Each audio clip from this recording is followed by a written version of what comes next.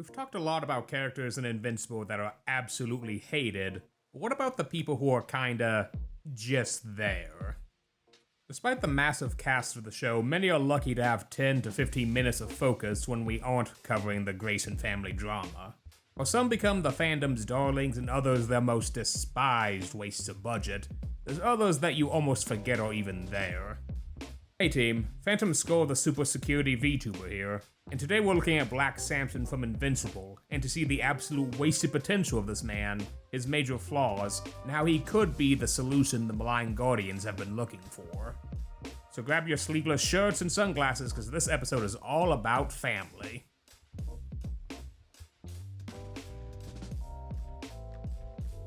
This is the part of the video where I'd talk about Black Samson's background leading up to the main story, but there really isn't much we can go off of. Almost everything about Black Samson seemingly happens off screen. Hell, his real name has never been said on screen either. It's Marcus Grimshaw, by the way, which honestly is a pretty metal as hell name. We know that he's a superhuman with vaguely described super strength and implied electric-themed powers, which he never uses. He was also a long-term member of the first Guardians of the Globe, then somehow lost his powers and was forced to retire. Though given what happened to his old co-workers, he very much considers that a blessing in disguise. Not much is known about this era of his life beyond being a lot cockier than he is currently, and apparently had a turbulent relationship with Lizard League member Iguana that will probably never get relooked at since Rex, blew that potential storyline. Armed with a suit of power armor, he is quickly fast-tracked to Robot's new Guardians to bring his experience to the group of novice heroes, but friction quickly flies between his all-business and gruff personality and the less seasoned gang, particularly pre-character development dickbag Rexplode. Given his name and barely shown lightning powers, I'm gonna guess he was intended to be a parody of DC's Black Lightning. Not gonna lie, an equally underrated hero in my opinion. Black Samson is an interesting case for Invincible, where it's not what was added with him, but what was taken out. A lot of his major background stuff, like the loss of his powers, is one big unspoken noodle incident in both mediums. But what is excised from the comics is the fact that he was briefly considered a suspect in the Guardians' murder, only for it to turn out to be his butler, who was also cut, who was behind several threatening red herrings because he was upset on Samson's behalf for the Guardians seemingly tossing him out after he lost his powers. More egregiously cut was the fact Black Samson one-shots Omnipotus, this guy by the way, which was basically his only on-screen W in the entire comics, and was one of the only times his powers were properly showcased. What a rip-off. Regardless, Samson quickly establishes himself as a prickly hard-ass, not so unsimilar to the Immortal, but unlike him, can back up his harsh talk with valid results. A lot like Cecil, he values minimal casualties over flashy fights with the bad guys, perhaps his lack of powers forcing him to see more of the battlefield than just rushing in to punch things, and choose out the new Guardians for their lack of situational awareness. One of his best scenes in Season 1 was accurately showing the new Guardians focusing too hard on the fight to notice or care about civilians in the crossfire, something the old Guardians were always careful to handle first before taking down the bad guys. All throughout Season 1, the new Guardians are a show trying to become a team that even comes close to the competency and reverence of the original, with a lot of the drama being the multiple interpersonal struggles with each other. Granted, Samson doesn't help things by both taking Rex's bait and getting into dick measuring contests with the young hero, that admittedly he always won because Season 1 Rex just plain sucked, and constantly questioning Robot's leadership due to being racist. Robotist? You get the idea. Interestingly, his issues with Robot leading when not being an apparent flesh and blood person is kept to one scene, and he seemingly gets past this off screen. A recurring thing with him, I guess. His issues with Robot quickly pivot from this to rightfully being disturbed at finding out the very questionably human Rudy both broke out two dangerous supercriminals to do probably illegal cloning experiments and used Rex's DNA without his consent to clone himself a new healthy body. But this quickly gets forgotten when Omni-Man drops the mask, but let's put a pin in that part of Season 1 for now. Time to talk about Samson's main claim to fame. That time he tried to punch the murder kitty. Enough of this!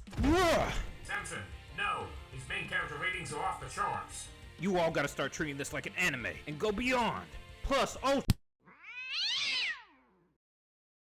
First off, I would like to apologize.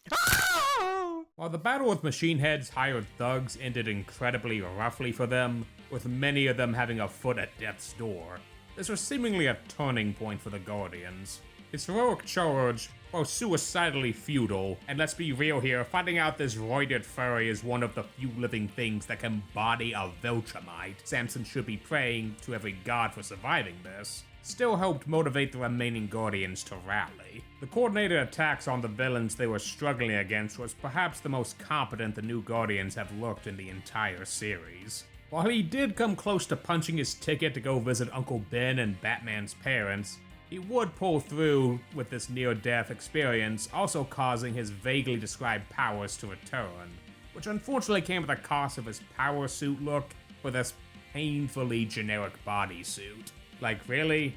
I could have taken the goofy t-shirt look from the Adam Eve special over this MCU generic slop. Get this man to Art's shop ASAP. While they don't do much during the last quarter of Season 1, beyond finding out Robot is less of a sociopathic AI and just a normal fleshy sociopath, it's being on standby when Omni-Man reveals his true colors that shows the group become a true team. Robot is content to await further orders, but Samson rallies them to at least go help those endangered and maimed in Omni-Man and Invincible's battle. Samson is very aware that this team is not surviving 5 minutes with Omni-Man, but they can at least do what he's advocated all season, save who they can, not win the fight. The once constantly fighting Guardians all unite to save as many people as they can. They do what they can, and at the end, truly become the team they needed to be. Spiritually, I mean. Let's be real, combat-wise, they were still basically an entire squad of Moomin riders. Heroic in spirit, but getting bodied no matter what they did. But one thing Season 1 showcased was that Samson, while in no way bodying Viltrumites, had the experience, quick thinking, and heroic resolve to be the leader the new Guardians needed. Robot, while brilliant, is far too sociopathic in his thinking to lead or inspire the team. Hell, he got Rex to rethink on some of his choices, and he didn't need to use a bullet-induced lobotomy to do it. Surely the progression would be him taking over as leader, right? No, Cecil had other plans. Season 2 shows the Guardians as still a sloppy mess and in no way ready for the murderous colonist Supermen coming for their planet. So Cecil ultimately adds 2 more flying bricks to the team in the form of Bulletproof and their new old leader, the Immortal. Now, on paper, initially, the Immortal is a good choice. Power-wise, he was still Earth's top hero until the Viltrumite meta took over, and was the leader of the old S-Class Guardians team. However, that 1,000 years of battle strategy Cecil mentions never actually manifests in practice. He puts them through intense training, but this mostly creates resentment as his style of leadership does not at all mesh with this team. I'll be brief here as I already went over Immortal's failings as a leader in a previous video, but in general, that supposed experience doesn't translate into results for any of them. In fact, the squad seemingly takes a nerf in team synergy when he takes over, something I think wouldn't have happened if Samson took over in my opinion. Samson also unfortunately takes a step back as a character in Season 2, regulating him to mostly being just there. He gets a brief, funny moment of suspecting Shapesmith's alien origins, only to realize everyone but him already figured it out long ago, and is also part of the away team to deal with the Sequids before they land on Earth. We also see a bit of friendship between Immortal and Samson, being former comrades. He's gentle and sympathetic to him during Kate's funeral, and we see a rare moment of weakness with Immortal dropping his gruff walls for someone besides Kate. It's after the near-fatal mission and Team Rex's almost team wipe against the Lizard League that Samson has his second pivotal scene, as newbie member Bulletproof is clearly having a crash out after stopping a world-ending alien invasion by the skin of their teeth and discovering how much of an interpersonal show the best superhero team on Earth is. It's in response to this that Samson gives the family speech. Yeah, we're a hot mess, and we can't hold a candle to the OG Guardians, but at the end of the day, we're a family. That's what gives us the strength to get the job done when it matters. Really? What? You're really hitting me with that cornball, Fast and Furious bullshit? Hey, that's a classic and meaningful analogy for our team. Okay, first off, you picked the wrong guy to pull the family analogy on because, spoiler alert, my family is a whole bag of dicks. And secondly, my brother in Christ, this is a job. I'm not taking the hoarding sociopath in the robot suit or exploding McBrain damage to the cookout. Okay, look. Do you know what kind of people refer to their coworkers as family? Ruthless corporate CEO assholes who are about to lay off 30% of their staff at Christmas time just so their shareholders can jerk themselves off to the sudden record profits with their stolen salaries. That's who. A family. Oh my god, the writers made this your only personality trait for the rest of the show, didn't they? Maybe. You poor bald bastard. Now, what little focus Samson gets past this moment gives heavy focus to how he considers the Guardians a family, and while they'll fight and are messed up in many different ways, they'll come together when it's needed to get the job done. Now, Samson must have a really loving family, because I can tell you, some people don't have such a rosy opinion on relying on theirs for anything beyond misery.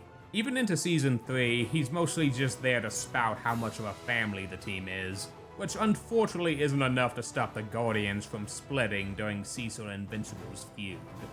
Samson took a bit of a hit with some fans for trying to be a both sides bad person during the drama with Cecil's less than ethical ways of handling employee disagreements, admitting Cecil went too far, but acknowledging Mark was not thinking about how his actions looked in relation to the fact that he is, in fact, the strongest superhuman on Earth having a crash out.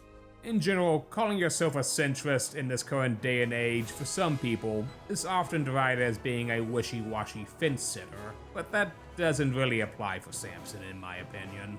I respect he acknowledges how Cecil runs things is messed up and wants to help reform it from the inside, as he's old enough to know that breaking off to go their own path isn't going to amount to much since, well, Cecil is literally the government. But his plan is equally naive. And that's kind of it so far for Samson.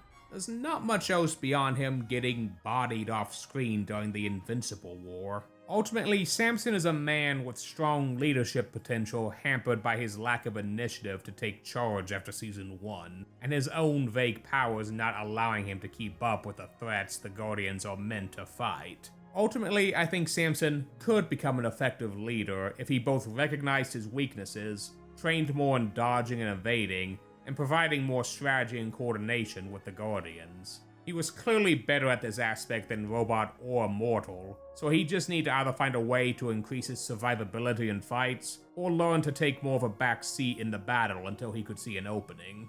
He just doesn't have the strength or durability to be a frontliner like Invincible or Mortal, but he could be an excellent backline tank for their squishier members while providing vital callouts. It's kinda making me crazy how a lot of Invincible's team's problems could be solved by basic RPG mechanics.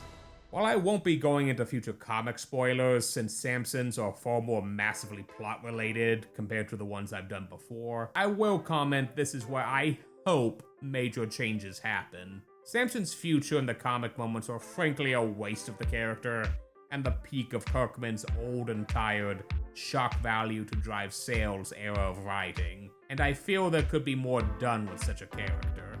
Samson, like many I've talked about, suffers from the fact he's ultimately a bit character in the Grayson family soap opera that is Invincible.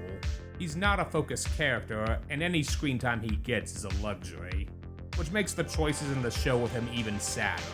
Season 1 shows a lot of his potential, but he quickly gets sidelined for the much despised and mocked Immortal. And there's no amount of family speeches that could save this team from its status as a joke. Outside of major changes from the comics lore, I'm afraid this is it for Samson as a character. A guy with a lot of potential, but relegated to cannon fodder because of his lack of a Viltrumite card, like many Earth-based heroes in the show. I've got a steady supply of copium that future changes to the post-conquest plotlines might be in the making, since frankly, this is where a lot of the more contentious parts of comic Invincible's writing crops up, but I still had a good time looking at what Black Samson could be, before what the writers seemed content to leave him as. Keep the family strong, Samson. You all may be a show, but we know you've got what it takes to be the greatest. Until the Viltrumites become oppressingly relevant again. Thanks for watching. Hey, thanks for checking out my video. I apologize for my long hiatus, but I'm happy to be back in action and got a whole new slew of videos coming. Be sure to leave a like and a comment if you enjoyed my analysis of Black Samson. What are your thoughts on the character? Big thanks to my mutual VTubers herbbalink and Commander Franky for voicing Black Samson and Bulletproof for the voiceover scenes. I had a fun time working with them, and I recommend you check out their channels, which I have linked below. Be sure to subscribe for more nerdy analysis videos from this old super security VTuber. I got some exciting updates about the rigging for my VTuber model during my hiatus, so I'll hopefully have news to reveal soon. Next time, we take a break from superheroes to visit a galaxy far, far away for some political commentary. Fun times, I'm sure. Until then, thanks again, and I'll see you all next time.